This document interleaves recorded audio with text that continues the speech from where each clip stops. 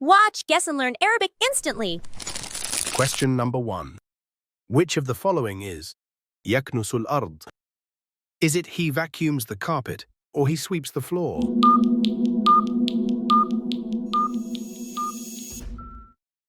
Answer: he sweeps the floor. That's correct. Fantastic job. Keep it up. Question number 2. Which of the following is يمسح الأرض? Is it he washes the dishes or he mops the floor?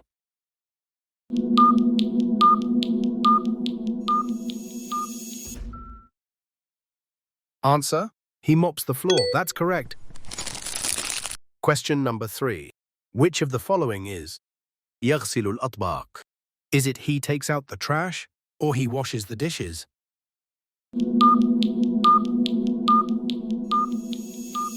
Answer: he washes the dishes. That's correct. Fantastic job. Keep it up. Question number 4. Which of the following is يخرج الزبالة? Is it he vacuums the carpet or he takes out the trash?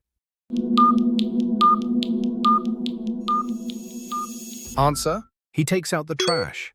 That's correct. Fantastic job. Keep it up. Ready for the quiz? Try the free quiz in the description below to test your Arabic.